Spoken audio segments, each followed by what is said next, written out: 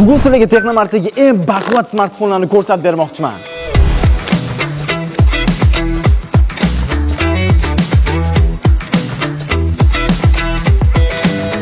Birinchisi bu Honor modellari. Ko'rib turgan hamma o'sha reklama qilayotgan Honor X9 telefon rostdan shunaqa baquvvat. Okey, qarang bu qancha joydan tushib ketsa sinmaydi, baquvvatligi bo'yicha ozgina ma'lumot bering. 1,5 metr balandlikdan tushsa ham bu telefonimizda sinmaydi, ancha baquvvat bo'ladi.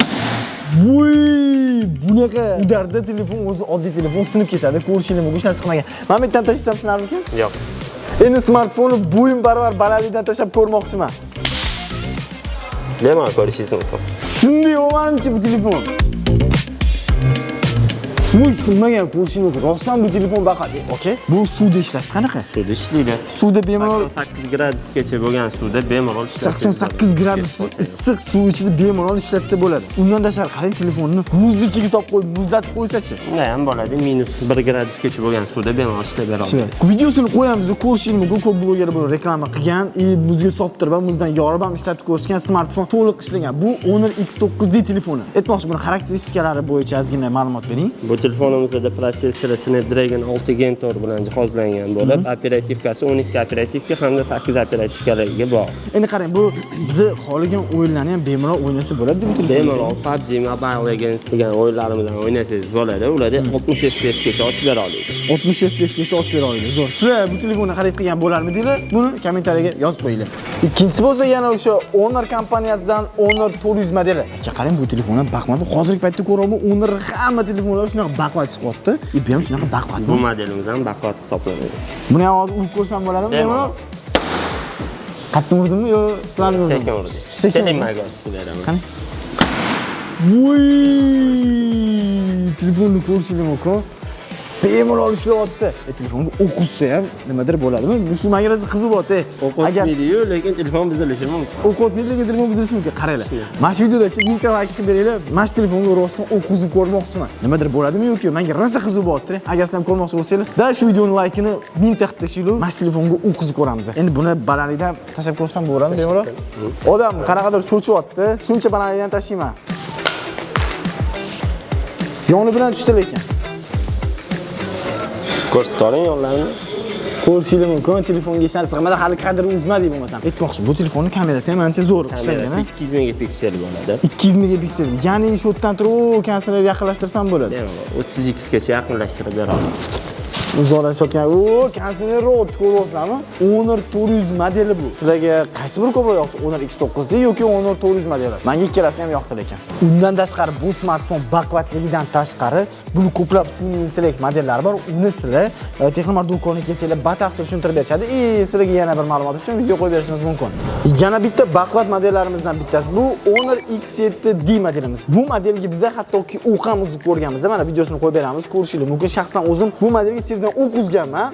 Model qaytib ishlagan. Bu telefonni ancha tashab ko'rib, qolgan narsa eksperimentlarni biz video qilganmiz, ko'rishingiz mumkin. Buni tashab ko'rishim sizlarning vaqtingizni olgim kelmayapti. Buni funksiyalarini gaplashaylik. Qarang, Honor X7D ni operativkasi, pamyati qanchagacha bor? Operativkasi 6 operativka hamda 8 operativkaligi bor. Xotirasi 128 va 256 bo'ladi. Xo'p, barcha modellarni Texnomart do'konlaridan sotib olsanglar bo'ladi. Ayniqsa agar Toshkentdagi Gunfilali kelsanglar, shuni ham sizlarni kutib oladilar.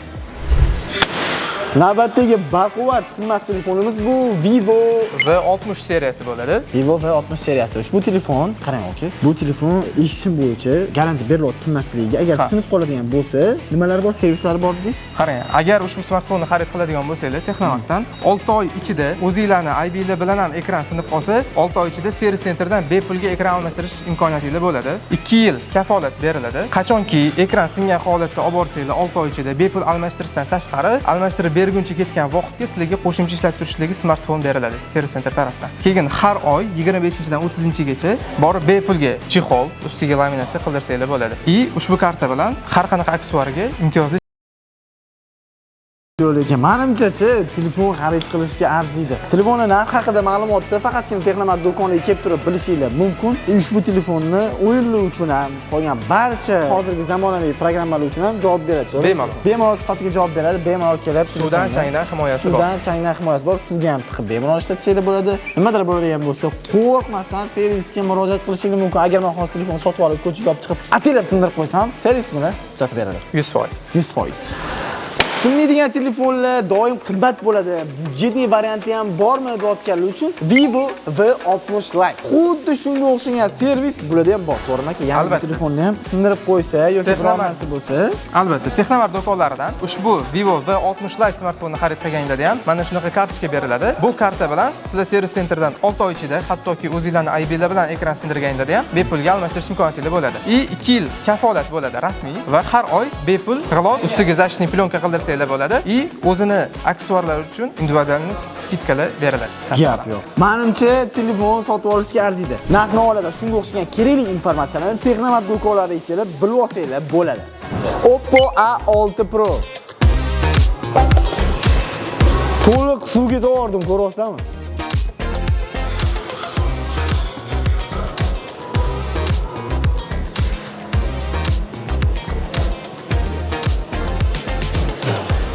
Kamerani o'zim tozalab qo'ydim. Suvda ishlashga ishlaydi. Endi buni baquvvatligini bitta urib tashlab ko'rdingizmi? Ha, nima deysizlar? Hech narsa qilgani yo'q. Endi ekrani bilan yerga tashlab ko'raman.